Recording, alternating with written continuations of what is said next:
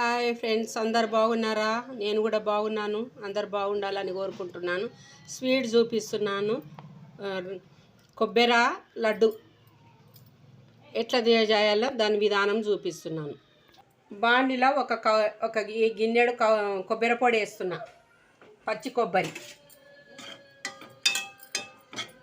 దాంట్లోనే బెల్లం కూడా దాన్ని పౌడర్ చేసుకొని వేసుకోవాలి. నెయ్యి ఏం అవసరం లేదు, మంచిగా 2 సన్న మంటతోటి వేపుకోవాలి. ఇది బాగా చిన్నప్పుడు మేము బాగా తినేది కొబ్బరి లడ్డు. అప్పుడు బాగా చిన్నప్పుడు ఇవి అమ్మేది వారు, పాతకాలం లడ్డు ఇది.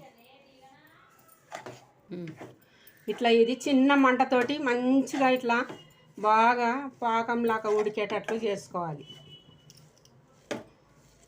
నెయ్యి అవసరం లేదు, ఏం లేదు, పాకమే. ఇది బెల్లమే, మంచిగా కొబ్బరిలో బాగా ఉడుకుతుంది. నేను ఇది తెల్ల బెల్లం తీసుకున్నా, మీకు మంచిగా ఉడికించి మంచిగా లడ్లు వేసి చూపిస్తా. ఇది ఇట్లా చిన్న మంటతోటి ఉడికించుకోవాలి. మంచిగా లడ్డు అయ్యిందా లేదా అనేది ఇట్లా చూసుకోవాలి. ఇంకా కాలేదు, ఇది ఉడకలేదు, మంచిగా కాలే. ఇది ఇంకా మంచిగా చిన్న లడ్లు గట్టనికే మంచిగా రావాలి.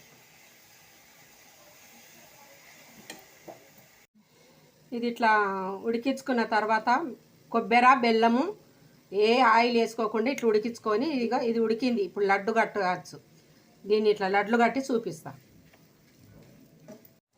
ఇట్లా మాడకుండా మంచిగా ఉడికించుకోవాలి.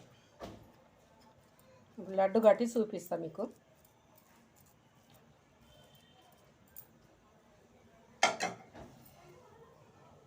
కొద్దిగా చేతికి నీళ్ళు అంటించుకొని ఇట్లా బాగా చేయాలి.